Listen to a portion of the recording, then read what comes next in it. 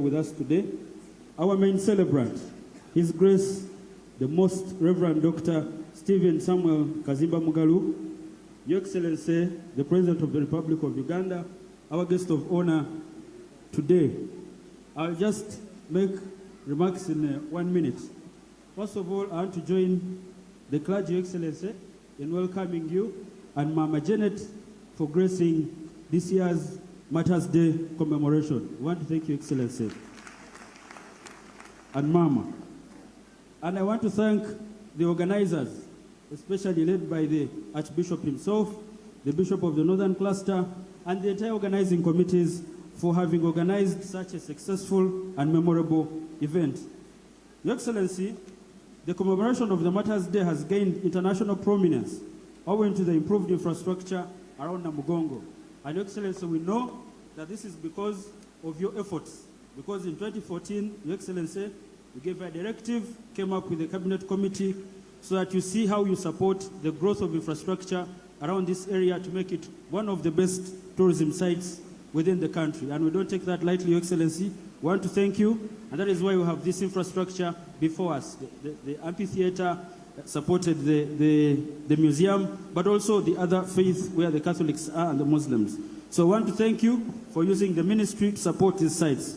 And Your Excellency, the reason why it's important that this site is in the best shape is because beyond the Martyrs Day, there are still so many visitors that come here, from students to people of other faiths, to learn, study about the Martyrs story, including the cultural visitors. So I want to thank you, Your Excellency. I also want to thank Your Excellency for having signed and guided the Museums and Monuments Act of 2023 that placed this site under government to support or reimburse the church's protection of this site, that never again will there be any person tampering with the site, because the government of Uganda has gazetted and protected these sites, and a couple of them, Your Excellency. I also want to thank you. Your Excellency, on behalf of the church, there are some other challenges, and I know that the Archbishop and the leadership have a document before you that you'll go through, because the site is growing, the numbers are growing, and we thought there is some bit of infrastructure we can approve upon. And Your Excellency, I know you'll get that. But still, under the ministry and under the guidance of government, there is a concept on the development of infrastructure in Namugongo Shrine and other religious shrines, transform them into world-class faith-based tourism sites, and the designs are still ongoing.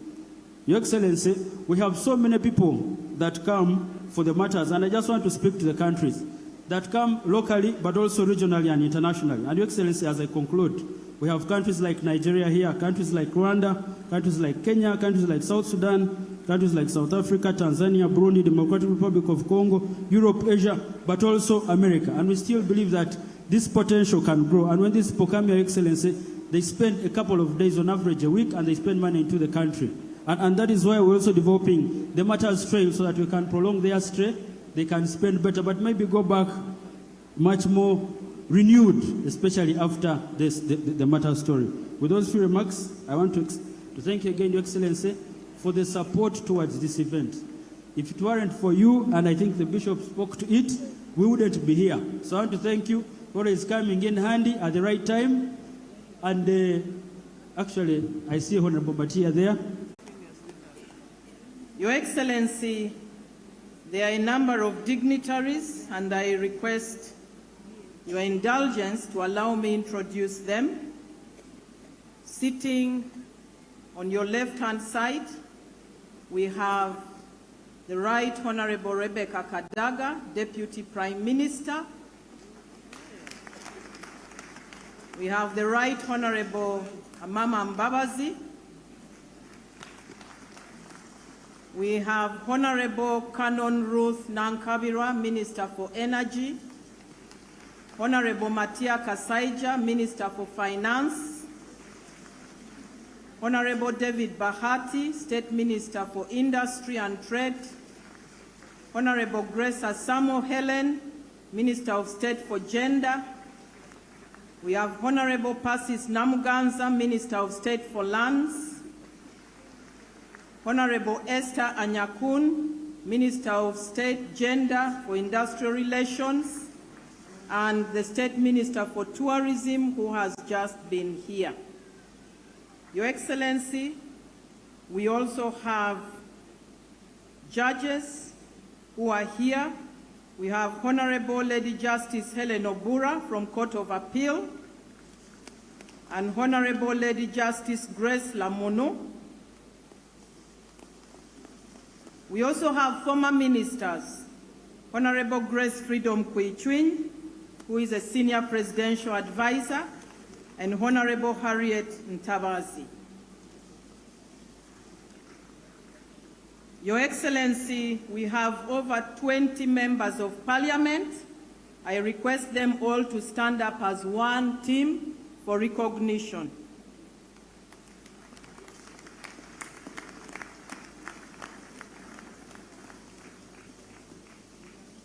We have ambassadors. We have Ambassador Rebecca Otengo and Ambassador Ogwang Okul. Please wave to His Excellency. Your Excellency, we also have cultural leaders from the north. We have His Highness Lord David Achana II from Ker Kwaro Acholi.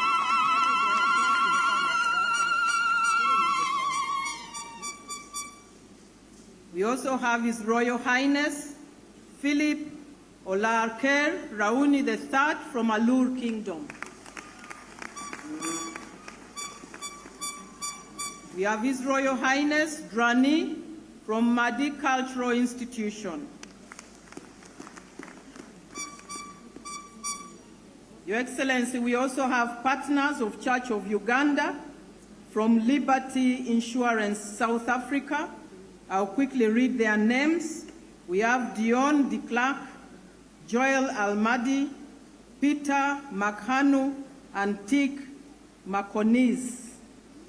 If I have not read your name well, please kindly forgive me.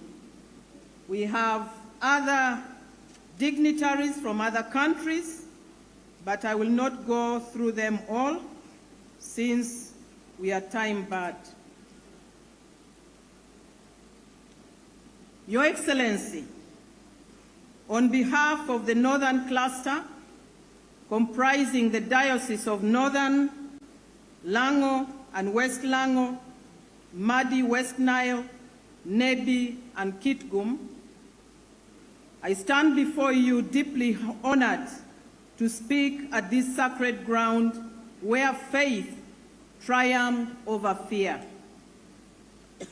We are especially grateful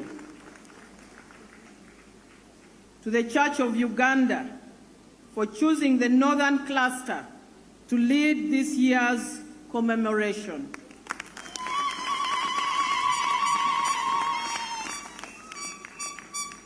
This is not only a privilege, but a testimony to the unity and strength of the body of Christ across regions.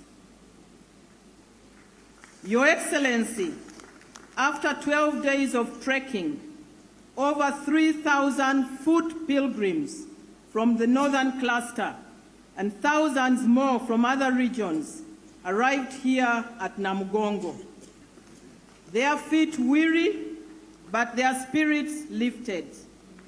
This pilgrimage has not just been a journey of distance, but of devotion, a reaffirmation of our shared faith, unity, and commitment. Your Excellency, one member of Parliament also trekked all the way from Otuke, your home, to Namugongo, and that is your daughter, Abeja Susan, and she arrived together with the pilgrims. Susan, please wave to His Excellency. She's praying that the North takes up growing coffee. That was her prayer. As we commemorate the Uganda Martyrs, young men who gave their lives for Christ, we draw strength from their courage and renew our resolve to live out our faith boldly, even in adversity. Your Excellency, I want to thank you for your focus and support to the recovery process of the northern region from decades of conflict, and the Church has been central in that journey. We remain committed to peace building, and we call for sustained support in education, health, and economic empowerment, which has been your main focus this year, so that our spiritual revival is matched by the transformation of lives and livelihoods. As our nation approaches the 2026 elections, we are reminded of the need for peace and unity, the very harmony that you, Your Excellency, have long championed.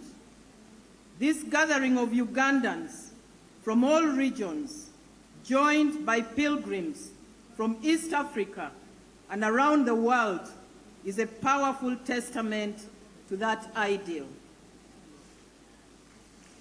We are uplifted by the choir ensembles whose voices rise as one,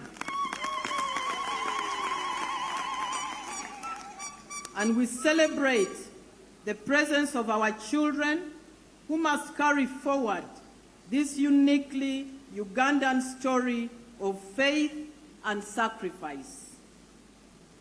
Your Excellency, I want to add my voice to thank you for the great work that has been done in this site by government. We are comfortable.